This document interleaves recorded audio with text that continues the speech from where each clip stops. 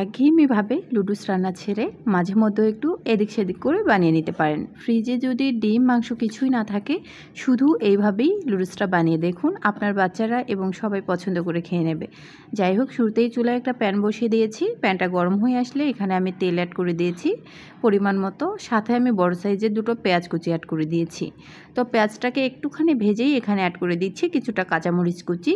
এবার পেঁয়াজ আর কাঁচামরিচ দুটোকেই একটুখানি ভেজে নেব। পেঁয়াজের যে একটা কাঁচা ফ্লেভার সেটা চলে গেলে, হালকা একটু কালারটা যখন চেঞ্জ হবে পেঁয়াজ আর মরিচের, ঠিক সে পর্যায়ে আমি এখানে অ্যাড করে দিব একটা টমেটো কুচি। টমেটোটাকে কিউব করে কেটে নিয়েছি। এবার টমেটোটাকে পেঁয়াজ মরিচের সাথে একটুখানি নেড়েচেড়ে ভেজে নেব। আস্তে আস্তে কিন্তু টমেটোটা সফট হয়ে আসবে। তো টমেটোটা কিন্তু আমার প্রায় সফট হয়ে এসছে। এ পর্যায়ে আমি দিয়ে দিব একটুখানি মরিচের গুঁড়া, 1 টিস্পুনের মতো দিয়ে দিয়েছি। আর এখানে আমি দিয়ে দিব পানি।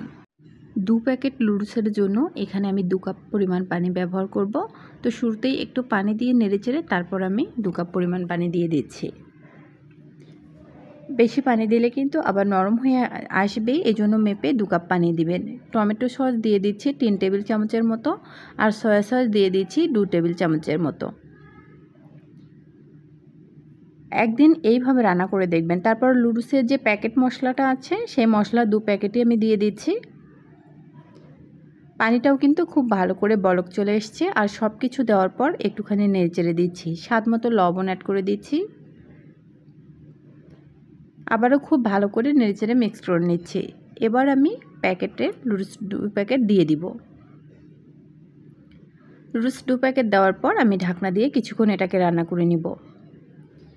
এভাবে লুডুস রান্না করলে আপনি বুঝতে পারবেন না যে মাংস কিংবা ডিম নেই, টেস্ট কিন্তু অনেক ভালো আসে। একবার হলেও ট্রাই করতে পারেন।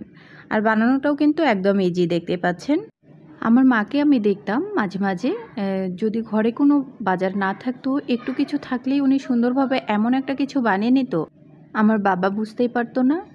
তারপর সময় হলে আমার বাবাকে আনতে বলতো। আর আমি মনে করি মেয়েরা বুঝি এমনই হয়।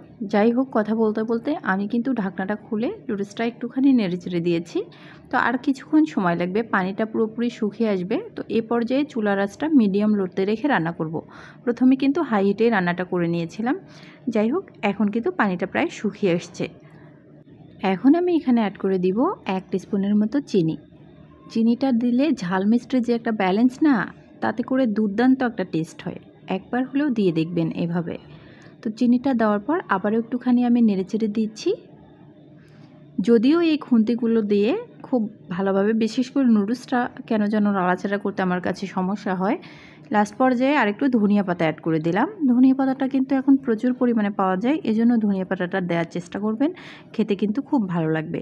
ধনিয়া পাতাটা দেওয়ার পর আবারও একটু নেড়েচেড়ে নিয়েছি।